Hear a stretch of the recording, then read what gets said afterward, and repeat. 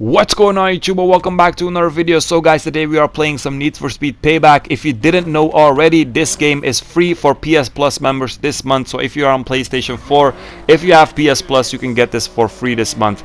If you're not on PlayStation, maybe there's still an option for you, because EA Play members can also get this game for free. So if you got EA Play, for example, to get early access on FIFA 21, you can also go ahead and get this game. And EA Play members can also get Need for Speed Heat as well. So Need for Speed Heat is actually the newest Need for Speed. That one you can also get if you are a EA Play member. But basically today I'm going to show you guys what kind of game this is, all the things you can do on this game, and then you guys can decide whether or not you're going to download it. So this way you guys can maybe save some time if you don't like the game. So if you don't know Need for Speed yet, it's a open world racing game. So if you don't feel like racing, you can also roam around in the open world. Maybe also with your friends, because you can also play multiplayer on this game. But the main thing of this game is actually the storyline. In the storyline, it's actually about getting payback on someone, because the game is also called Need for Speed Payback. But I'm not going to tell you guys any more about that because I don't want to spoil it.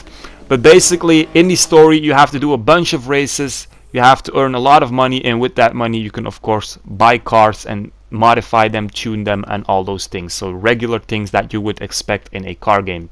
So over here we have the map, and as you guys can see, a lot of roads, a lot of things on the map as well. So it's actually perfect for a open world racing game. The first type of thing that you have on the map are the events.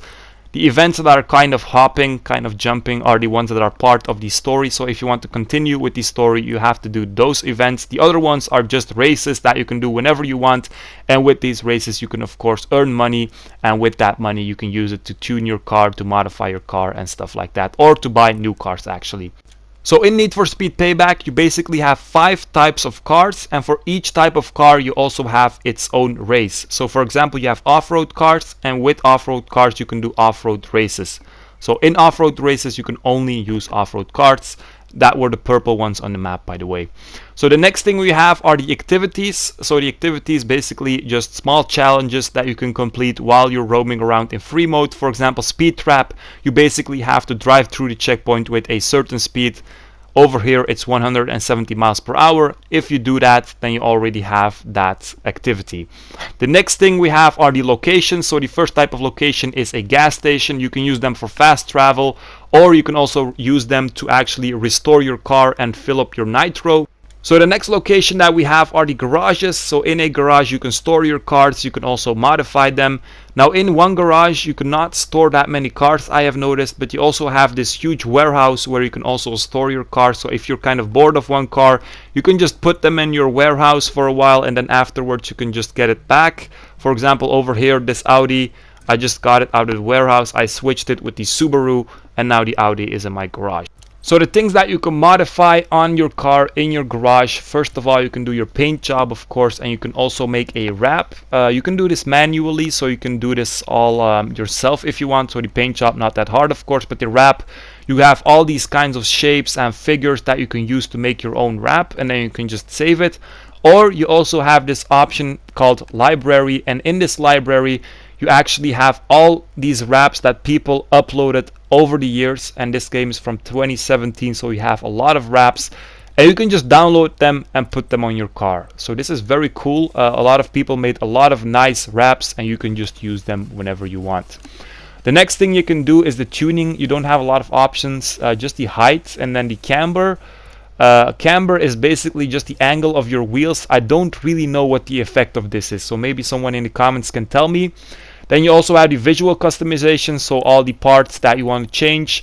The thing is though, if you just started with the game, you probably have to unlock a lot of things. So in the beginning you won't be able to do a lot, but afterwards, after you play the game, you will unlock all of these things.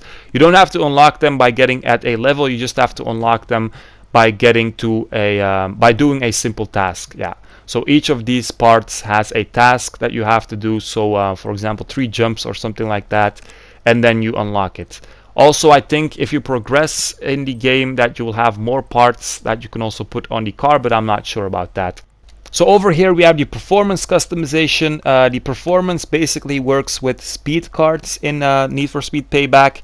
You have 6 types of them. So you have the head, you have the turbo, you have the exhaust, you have the block, you have the EQ, and you have the gearbox.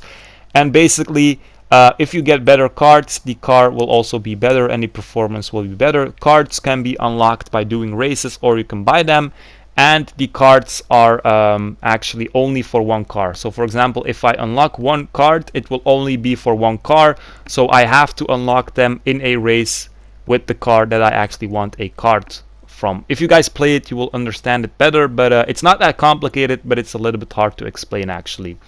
So the next location that we have are the top up stores, and this is basically where you can buy the speed cards to boost up the performance of your car. As I said, you can buy them or you can unlock them by races. If you buy them, it will be more expensive, of course.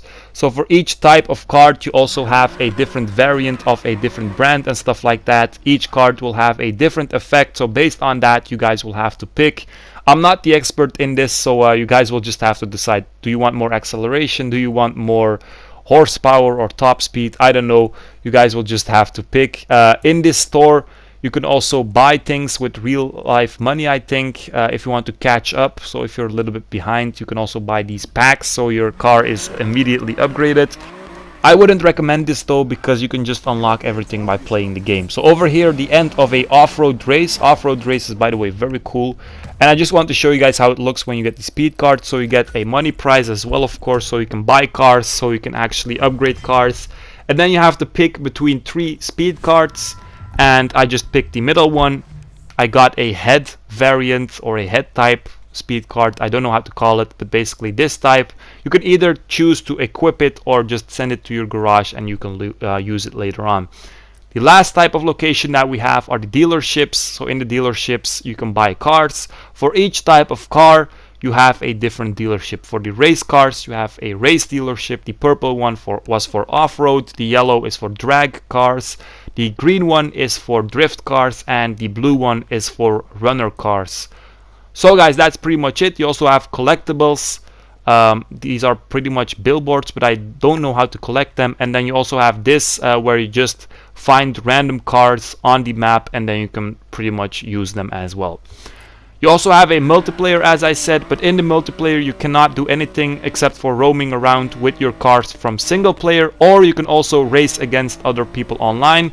That was pretty much it, guys. Hope you guys enjoyed it. Make sure to like and subscribe, and peace out, you guys.